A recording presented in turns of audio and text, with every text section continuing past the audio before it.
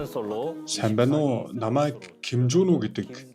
Сайн байна уу та? Манай агентлагт бүртгүүлэх гэж байгаа тодорхой шалтгаан байсан байх. Эргэн тойрны хүмүүс хурдан хүнтэй суугээд санаа зовоод ирсэн. Би өөрөө ч гэсэн хүнтэй суумаар байна.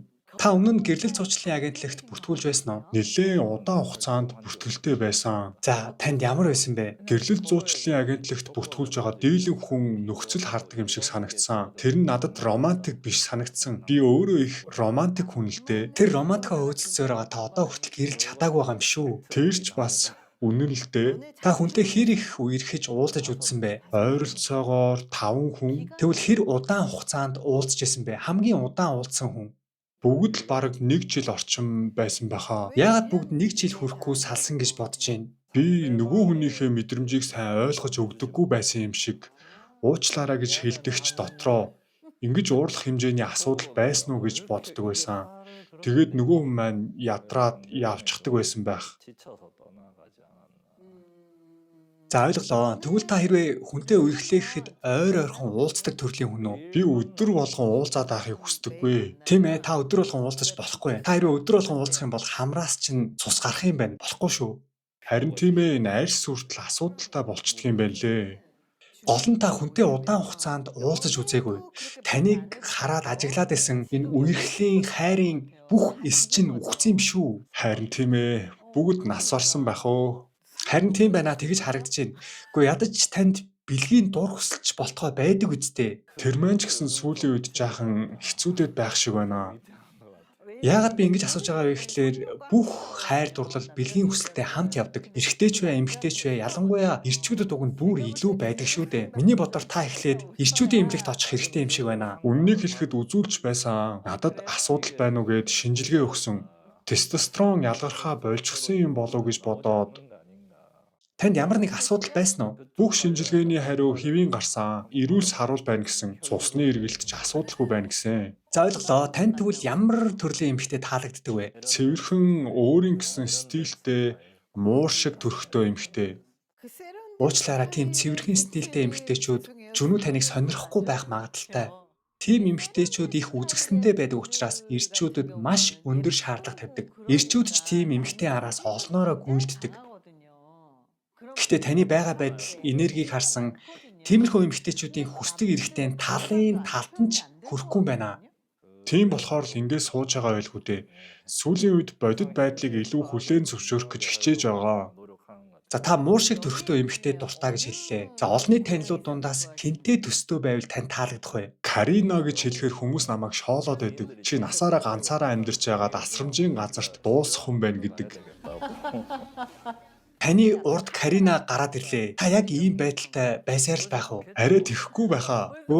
Шууд л хоолойны өнгө чинь өөрчлөгдөд эхэллээ. Тийм ээ, шууд л нэг өнгө дээшлээд эхэлж байгаа ч дээ. Өнөөдрөөс эхлээд чи бид хоёрын үерхлийн эхний өдөр гэж хэлэх баха. За та насны зүрүү хэд байгаасаа гэж бодож байна. Надаас ядаж нэг насаар дүү байвал зүгээр баха. За ямар мэрэгчлээ байвал зүгээр вэ? Мэргэжилтээр ач холбогдол өгдөг.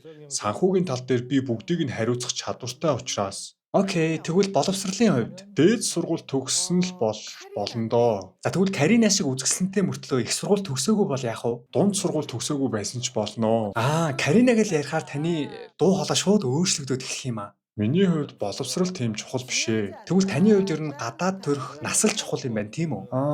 Тийм гэж хэлж болно. Хүнтэй уулздгүй, болцдгүй тань шиг иймэрхүү ирчүүдийн дийлэнх нь дандаа царай, бие хардаг. Тийм болохоор л одоо энд ингээд сууж байгаа байлгүй дээ. За ойлголоо. Одоо тэгвэл үнэлгээг чинь гаргая. Та айж гин үү?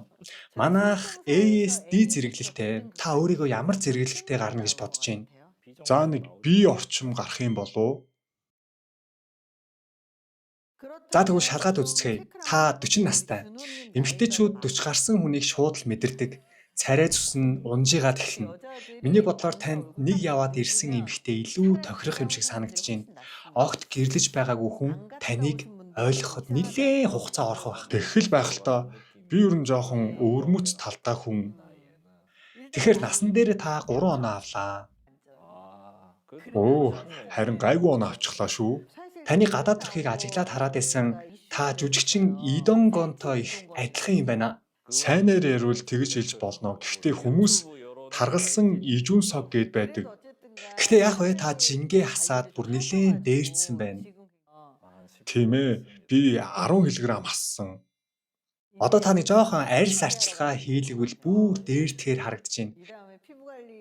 Гадаад төрх дээрээ 3 оноо авлаа. Та малын эмч тийм үү? Жилийн орлогоо хэлж болох уу? Жилдээ ойролцоогоор 200 сая вон олж байгаа. За тэгвэл орлого дээрээ 4 оноо авлаа. Танд хадгалсан хураамж мөнгө төгрөг байгаа юу? Хадгалсан хураасан юм бол байхгүй. Бүгд эмнэлэг байр хоёрт орчихсон. Окей, тэгвэл хөрөнгө дээр 2 оноо. Аав ээж нь ямар ажил хийдэг вэ? Ээж минь Samsung-ийн эмнэлэгт цувилагчаар ажилладаг байсан. Харин аав маань Samsung-ийн үйлдвэрт Хурдан яар. Та жоохон хурдан ярихгүй бол би бүр яг унтлаа шүү. аав маань Samsung-ийн үйлдвэрт инженерээр ажилладаг байсан. Ойлголоо. Тэгвэл та гэр бүлийн үнэлгээн дээрээ 3 оноо авлаа. Нийт 19 оноо. Си зэрэглэлтэй гарлаа.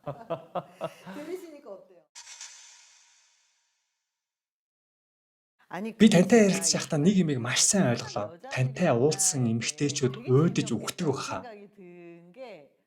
Яриа удаан, хоолоо дэндүү нам.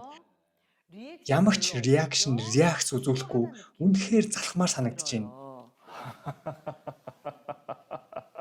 Та ч одоо амьтантай харьцсаар агаад хүмүүсийг ойлгож чадхаа болчихсон юм биш үсттэй. Та нохоо мууртаа яаж харьцдаг вэ? Тэрийг нэг яг жүжиглж байгаа юм шиг харуулад өгөөч. За, миний бяцхан хүүхэд чихийг нэг харъя да.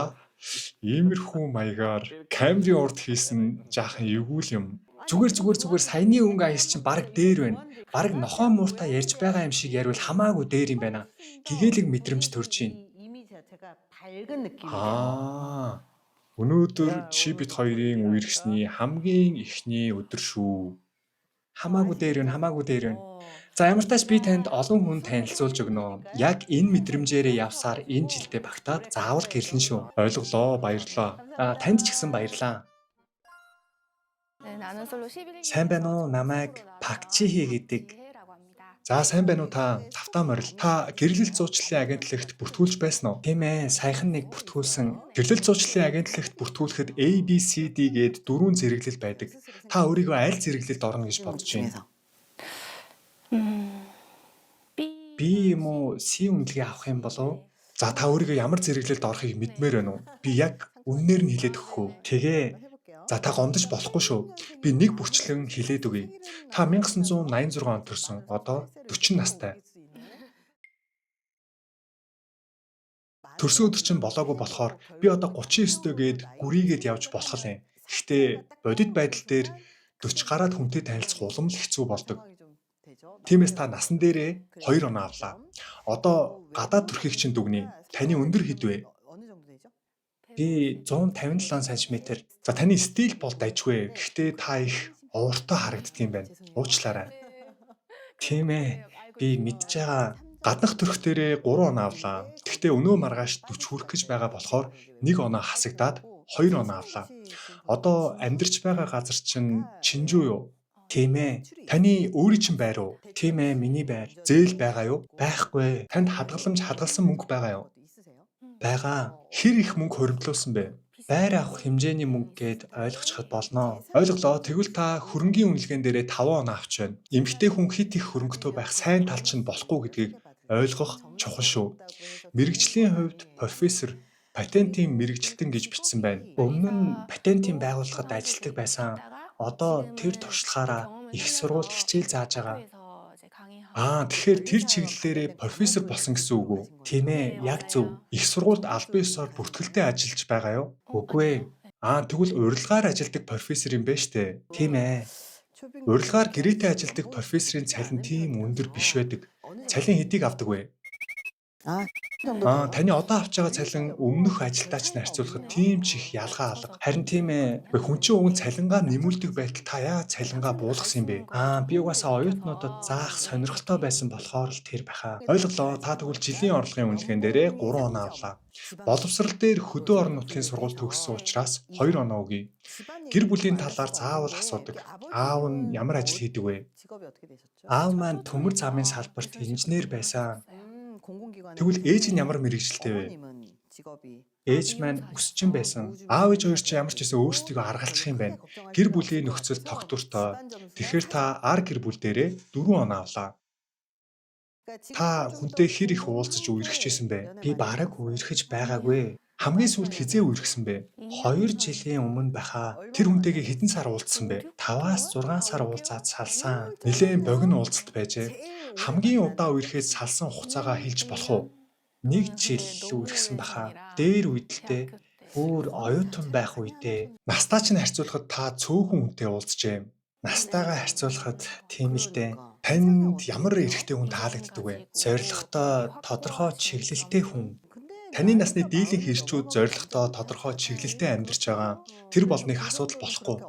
Эрэгтэй хүнтэй уулздаггүй эмэгтэйчүүд эрчүүдийн гадаад төрхийг харж голох хандлага ихтэй байдаг. Ямар имиж стилтэй эрэгтэй таалагддаг вэ? Давхраагүй, зөөлөн төрхтэй хүн таалагддаг. Тэгвэл баг зэрэг тарган байж болох уу? Болно. Би бүр BMBI-ын таргалалтын өмнөх шат хүртэл зөвшөөрнө гэд бичсэн байгаа. За тэгвэл тэрийгээ бүр илүү тодорхой хэлээд өгөөч. Нуулгүйгээр. Таргалалтаас болоод өвчин зовлон эргүүлэхгүй л бол асуудалгүй. Өвчин зовлон ороотлоо таргалдаг хүн тийм их байдаггүй. Тэгэхээр санаа зовлтгүй. Таны хувьд өндөр чухал уу? 162 см байвал яах вэ? Надаас өндөр байвал болно доо. Нас хиттэй байвал зүгээр гэж бодож байна. 5 насаас 6 нас байвал зүгээр баха. Үгүй ээ. Өшөө дээшлүүлэх хэрэгтэй. 8-аас 10 нас хүртэл уулзна гэж бодоорой. Яг нь таны хувьд олон зүйл дээр буулт хийсэн харагдаж байна л та. Нас, гадаад төрх, өндөр гээд санхүүгийн хувьд надаас илүү мөнгөтэй байхад болно гэсэн байна. Та өнөө маргаашгүй 40 хүрж байгаа учраас нэг яваад ирсэн эрэгтэйгч нээлттэй хүлээж аван шүү. Болно. Тэрийг би хүлээн зөвшөөрч байгаа. Тэгвэл хүүхэдтэй хүн байж болох уу? Хүүхэд байхгүй бол сайн байна. За хүүхэдтэй мөртлөө тэгвэл аав дээрээ байдгүй бол яах вэ? Болохгүй. Яагаад та хүүхдийн тал дээр ийм хатуу байгаа юм бэ? Дараа нь асуудал их гардаг гэж олон хүнээс сонссон. Маш их стресстэж байгаа хүмүүсийг ч харсан. Аав ээж маань ч яагаад ч зөвшөөрөхгүй байхаа. Та өөрийгөө дөнгөж хортой гэж бодоогүй үсттэй. Яарч яваа хүн 40 хүрээд сонголт улам багасна. Энэ жилдээ багтаад гэрлэнэ гэж бодох хэрэгтэй. 40 хүрсэн бол юу хүүхдтэй бодох нас бишээ. Мэдээж би танд хүүхдтэйгээ хамт амьдарч байгаа хүнийг танилцуулахгүй. Гэхдээ сэтгэлээ нэг зүйл дээр хориг тавьж барьж болохгүй. 50 хүрсэн хүн гэж шууд тулгаж хэлж чадахгүй ш. Ер нь бол 45 гарсан хүнтэй уулзна гэж бодох хэрэгтэй. Тэгвэл танд илүү их боломж нээгдэнэ. Та C зэрэглэл авлаа. Харин та D зэрэглэлийн хүнтэй уулзах бодол байгаа юу? Үгүй би D зэрэглэлийн хүмүүстэй уулзмааргүй байна. Ирчүүдийн зэрэглэл бага байна гэдэг бол санхүүгийн боломж муу байна гэсэн үг үстэй. Зэрэглэл гэдэг зөвхөн мөнгө биш ээ. Нас ч нөлөөлнө. Зэрэглэл бага байлаа гэд мөнгөгүй хүн гэсэн үг биш. Би ирчүүдийн зэрэглэлд санхүүгийн боломж маш том нөлөө үзүүлдэг юм болов гэж ойлгож байсан. Үгүй дээ, үгүй. Тэгвэл та D зэрэглэлийн хүнтэй уулзаж болно гэж ойлгож болох уу? Тийм ээ, болно. За ойлголоо, тэгвэл энэ жилдээ үнэхээр хичээцгээе. Хурмын өдрөө заавал тоглоно шүү. Тэгнэ. Би сүүлийн боломж гэж бодоод хичээх болно. Яарахгүй бол болохгүй. Таны өмнөөс би яарч байна. Би танд олон хүн зуучилж өгөх болно. Энэ жилдээ хүнтэй танилцаад эх жилдээ гэрлэх зорилго тавьцгаая. Тэгнэ. Танд баярлаа. Танд ч гэсэн баярлаа. Сайн байна уу? Намайг Кимжинг юу гэдэг. За, та манай гэрлэгт ирсэн шалтгаан юу вэ? Би Нанан Суллуу гэд нэвтрүүлэгт оролцоод сайн хүнтэй учирч чадаагүй дээ. Жаахан харамсаад л тэгээд харин энэ нэвтрүүлэгт орё гэж бодсон юм. За, зуучлалын агент болгонд ASD хүртэл зэрэглэл байдаг. Та өөрийгөө аль зэрэглэлд орно гэж бодож байна? Би орчим гарах юм болов уу? Та яагаад өөрийгөө би үнэлгээ аавна гэж бодсон юм бэ? Ер нь бол дундаж тийм онцгой зүйл байхгүй. Танд онцгой давуу тал байхгүй гэж юу? Тийм ээ. Онцгой авьяастай, чадвартай, мундаг эрэгтэйчүүд зөндөө олон байгаа шүү дээ. За та тэгвэл ямар эмэгтэй сонирхдаг вэ? Нас нь надтай ойролцоо эсвэл арай дүү байвал сайн байна. Харин зан ааш нь тайван уур бахта сэтгэл хөдлөл нь хэлбэлцдэггүй байвал сайн. Өндрийн хувьд 160-аас дээш байвал зүгээр. Нэрээ юу? Та дэндүү энгийн байгаа юм шүү. Яг шудраг хариулна шүү. Гаднах төрхийн хувьд цайвар арьстай байвал сайн. Олны танил Пакасон шиг төрхтэй эмэгтэй таалагддаг байсан. Харин одоо бол Карина шиг эмэгтэй таалагддаг. Карина яа тэр ч хэцүү дээ. Тийм ээ, мэдж байна. Таны хувьд боловсрол чухал уу? Тийм чухал биш ээ. За үнэхээр хөөрхөн мөртлөө их сургууль төгсөөгүй бол яах вэ? Их сургууль төгсөөгүй хүн тийм их байхгүй хаа. Тийм л дээ гэхдээ байгаа гэж бодоод хариул да. Надад бол хамаагүй. За тэгвэл та мэрэгжил хардггүй. Яг нь өмнө нь надтай нэг мэрэгжилтэй байвал сайн гэж боддог байсан. Гэхдээ тийм хүнтэй уулзах амаргүй юм байлээ. Дараах зүйлсээс аль нэгийг заавал хасна гэвэл алийг нь сонгох вэ? Зан ааш, цайвар арьс, нас, гэр бүл, доктортой ажил. Миний хувьд ажлыг хасч болно. Бүх зүйл нь өөрт чинь таалагдаад зөвхөн ажилгүй байвал болно гэж байгаа юм уу те? Тийм ээ, зүгээр надад асуудалгүй.